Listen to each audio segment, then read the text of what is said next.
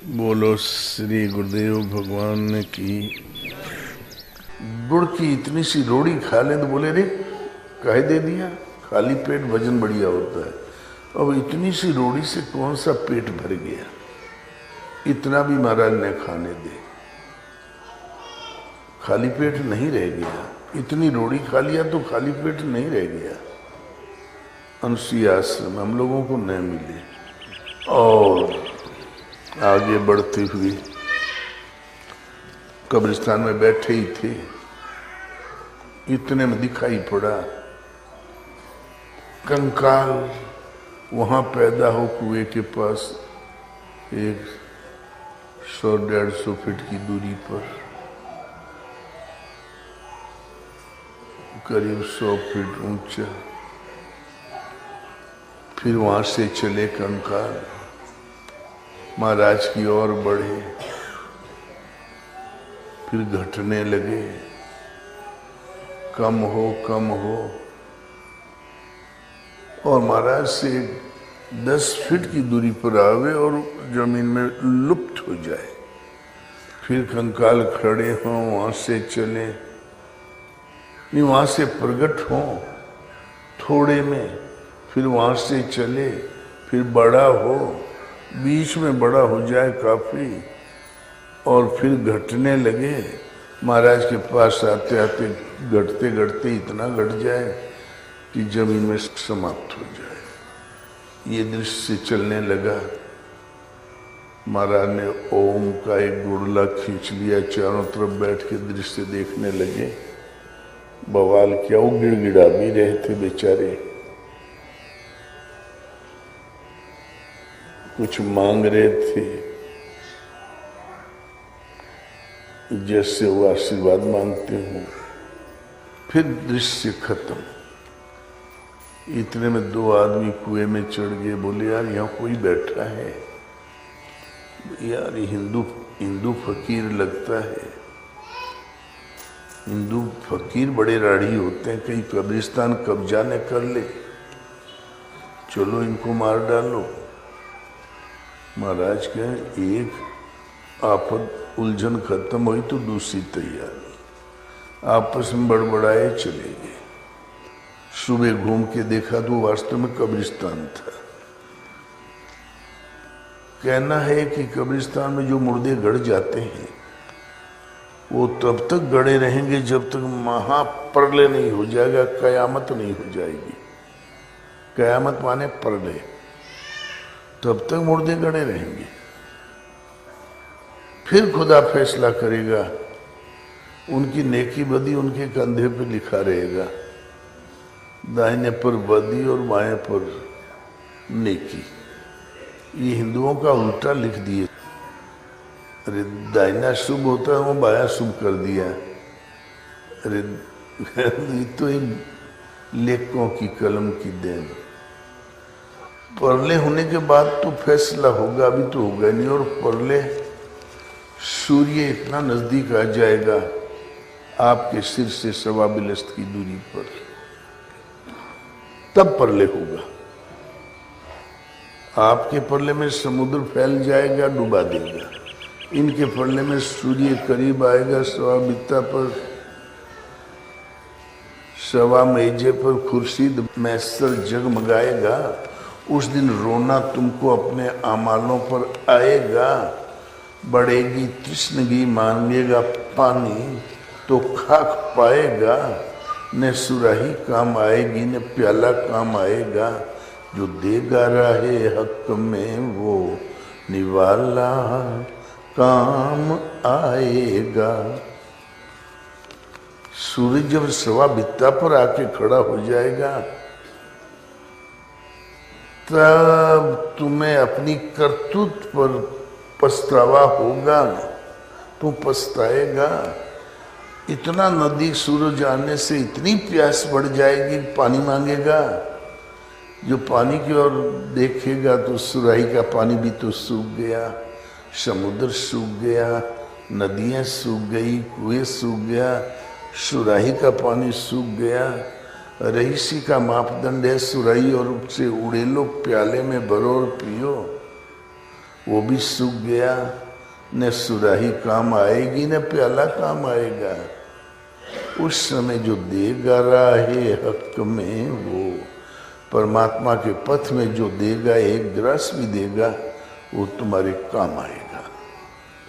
और दुनिया जानती है कि पृथ्वी अनादि, सूर्य अनादि, ये न मैं प्रलय कभी हुआ है न होगा।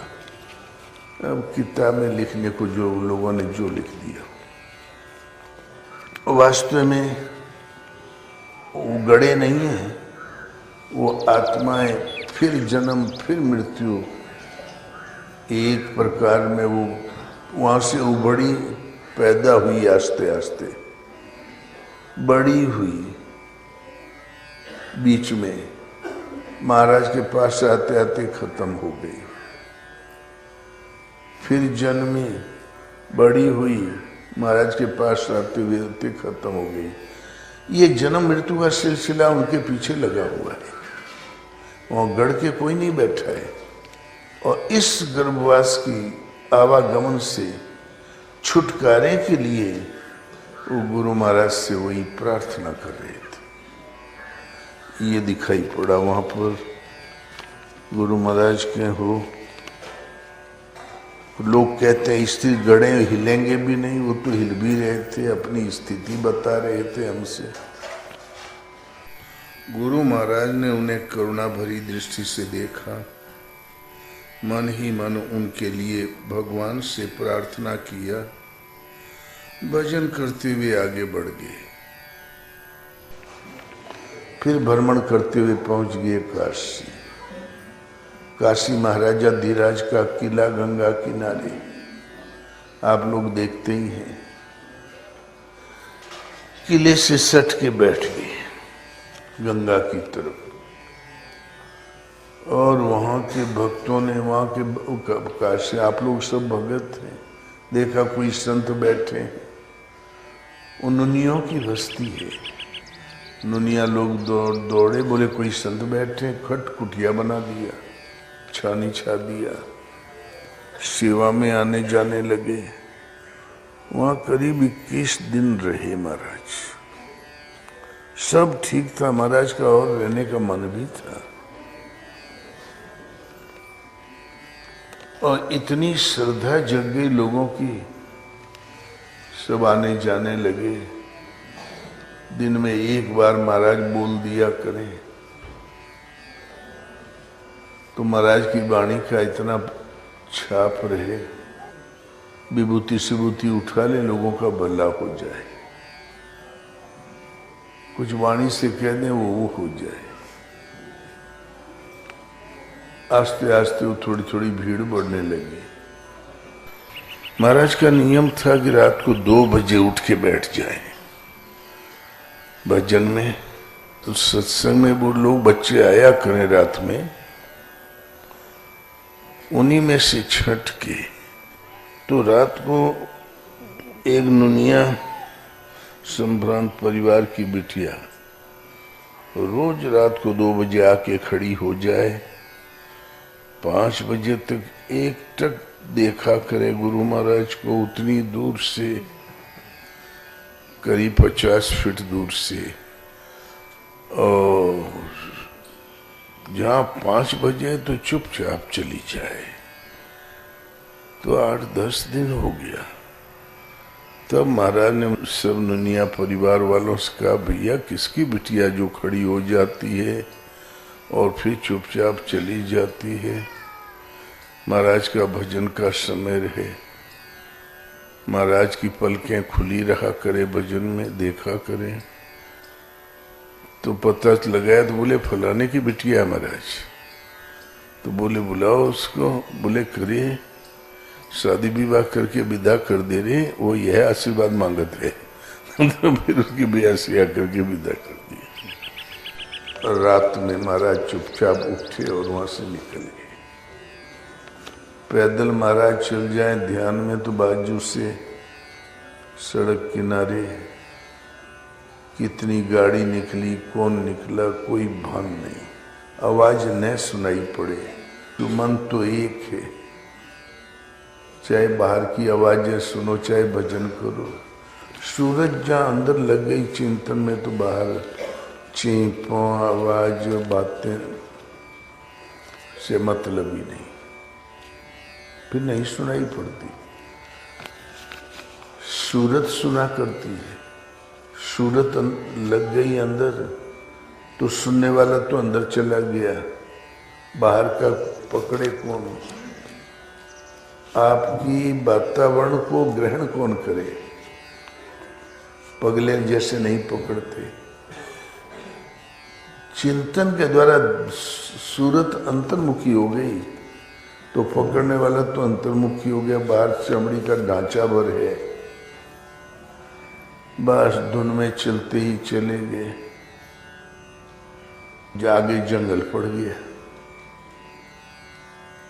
जहां शाम जहां वहीं महाराज बैठ जाए,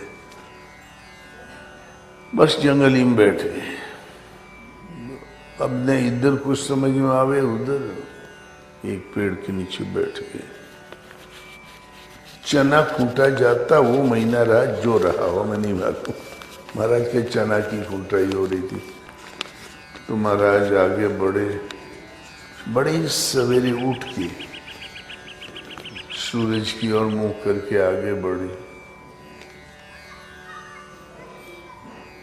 बस 2-4 बीघा आगे बढ़े के आगे खेती दिखाई पड़ गई, वो जंगल झाड़ी के उस पार, और 1 किलोमीटर पर गांव था वो दिखाई पड़ा। बस खेत की मेड़ पकड़ के, इधर खेत उधर खेत, बीच में होती है ना मेड़े पगडंडी, वही पकड़ के महाराज आस्ते आस्ते आस्ते चलने लगे। 2 बिटिया दूर वो सब्जी खूंटत रही है, चना और सरसों और यही सब। निगाह पड़ी महाराज पर, वहीं से दौड़ लगाया और चली आई महाराज के पास। देख रे बहनी पगला है कारे, पागले है, इसको कुछ समझ में नहीं आवते। महाराज आधी आंख बंद आधी खुली, रास्ता देख सके उतनी खुली थी, चले जा रहे अपनी धुन में। कौन बाहर से आया कौन इधर कुछ पता नहीं। करे पागल है रे, ये नंगा काहे घूमत है रे। कोई पीछे से निरीक्षण करे, कोनो बिटिया आगे से निरीक्षण करे, और इंद्री देखे तो बोली का लटके थे रे के, और कभी कुछ और अंड का बंड जो भाषण शुरू किया। महाराज बोले सुबह सुबह कहाँ से आफत आ गई। और 16-17 साल की बिटियां हैं अबोध, और वो इतने में एक बोली करे वो काका देखत है रे, चिल्ला के भागी, हाँ करके भागी। तो काका जब बिटिया वहां से चली है महाराज की तरफ, तब से देखत रहा। महाराज झाड़ी से निकल के रोड में आए, तब से महाराज पर निगाह पड़ गई। वो भगत रहा संतों का, तो की निगाह पड़ गई। वो आस्ते आस्ते महाराज की ओर बढ़ रहा था। बोले क्या बात है बिटिया? बोले काका पता नहीं कि हम तो डरा गई। बोले भागो भागो, ठीक है मैं देखता हूँ। जाके गया, सादर प्रणाम किया। बोले महाराज ये कुटिया है, यहीं बिराजो। 2-1 और सज्जन आ गए। अरे खेतों में कुटिया होती है ना, खेत रखवाली के लिए, छोटी छोटी झोंपड़ियां नहीं होती है। बाप बैठा दिया, दूध आ गया, मट्ठा आ गया, सेवा होने लगी। विधिवत और महाराज की जो वाणी भाषा सुना। आस्ते आस्ते गांव भर भगत हो गया। बोले महाराज आप चले आए, बहुत अच्छा हुआ, हम लोग धन्य हो गए। बिटिया डर गई रही महाराज। बोले तुम बिटिया ही भर नहीं डर गई रही, हम डर गए रहे। तो गाँव भर हंसे। बोले हाँ महाराज, वो बिटिया रही बड़ी चपल, खड़ी रहे वो वहीं पर। अच्छा अच्छा इनकी ब्याह शादी कर दो हमारा आदेश है, बस बाद में। बोले भाई अब छुट्टी दो, हम आगे बढ़ेंगे, ज़्यादा दिन नहीं टिक सकते। अब भगवान का आदेश है कि हम यहाँ से आगे बढ़ जाए। ये जगह थी कर्मनाशा नदी के किनारे, कर्मनाशा पासी में थी, वहीं रुके थे महाराज। वहाँ मंदिर था, फिर वहाँ टिका दिए, कुछ दिन रहे वहाँ पर। अभी वहाँ के भक्तों ने कुटिया बना डाली है। इसी तरह आगे बढ़े तो इधर यत्र तत्र घूमते हुए एक नदी पड़ गई। नदी में जो अब घाट थी, यात्रियों के आने जाने का रास्ता था, वहाँ बढ़िया विष्णु संत एक बढ़िया कुटी थी, वहाँ पहुँच गए। वो संत जी बढ़िया थे, उन्होंने बोले महाराज बैठो, भोजन कराया, बैठाया, बोले यहीं निवास करें। बोले नहीं, हम रात में एकांत में रहेंगे। और बैठो संत जी, रात में हम एकांत में रहेंगे। तो बोले एकांत ही एकांत है, नदी किनारा पकड़ के चले जाओ, बस यहीं भर भीड़ है, बाकी पूरी नदी एकांत। बढ़ गए आगे, कहीं बैठने की जगह नहीं, झाड़ी झाड़ी। आधा किलोमीटर जाते जाते एक साफ सुथरी जगह दिखाई पड़ी। एक इमली का पेड़ बड़ा भारी और एक आध पेड़, साफ सुथरी जगह, और एक मंदिरिया छोटी सी, वो भी रंगी चुंगी। जब सोचा इसी में रहेंगे, ठंडी थोड़ी बढ़ रही है, और समय वही था कार्तिक, ठंडी थोड़ी बढ़ रही थी, वही चना खूंटे वाली कार्तिक अगहन होगा। तो फिर से आगे बढ़े, जहाँ उस मंदिर में झांका तो चंद्रमा की सीधी किरण पड़ रही थी मंदिर के अंदर, दरवाजे तो थे नहीं। तो देवी के नीचे का जमीन चमक रही थी, लप लप लप लप। महाराज के दुर्गंध आ रही है, लिबर लिबर जैसा क्या है, ये क्या चमक रहा है, ये तो पांव रखने लायक नहीं है। तो लाशा लाशा दिखाई पड़ रहा है, दुर्गंध बहुत है। इतने में ऊपर निगाह गई तो घंटे में एक सरफ लिपटा हुआ फूंक फूंक करने लगा। बोले मारो ससुरी, बड़ी भयावह जगह है, इसमें तो बैठने लायक नहीं है। तो बस उसमें नहीं गए, मंदिरिया से थोड़ी दूरी पर बाहर बालू में बैठ गए। जहां बालू में बैठने का उपक्रम करने लगे तो दो कुत्ते भों भों भों करके आए सामने। महाराज के दूर भाग यहाँ से, तो थोड़ी दूर जाके कुत्ते बैठ गए।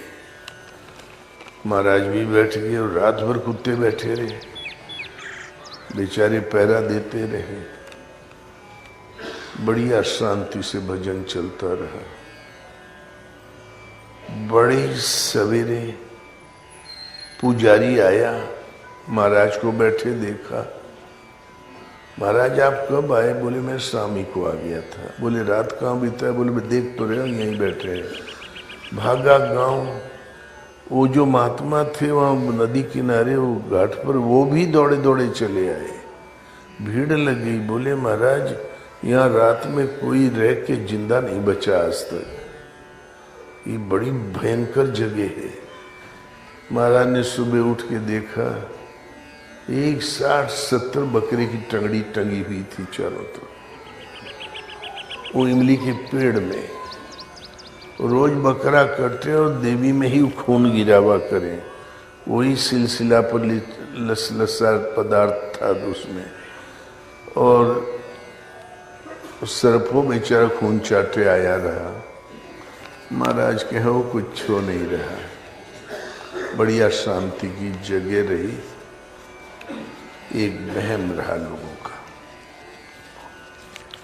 अब वो महात्मा हमें आने ने दे। बोले महाराज यहीं रहो, आप सिद्ध पुरुष हो, भाग्य रहा, दर्शन हो गया। अब वो देवी के दर्शनार्थी कम हो गया, हमारे यहाँ दर्शनार्थी में भीड़ लग गई वहाँ पर। हम वहाँ से तुरंत उठे, संत जी के यहाँ चले आए। संत जी ने छोड़े, 3 दिन रहे और फिर अनुमति लिया, चुपचाप निकल आए।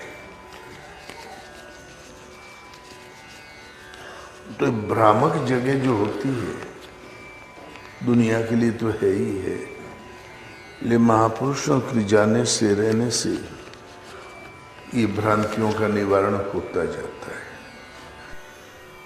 चंदौली के आगे विचरण काल में गुरु महाराज एकदम कमंडल, छड़ी, वस्त्र एक भी नहीं, दिगंबर वेश में जिधर मुंह हो उधर ही भजन करते हुए निकल जाएं। बोलो श्री गुरुदेव भगवान ने की जय।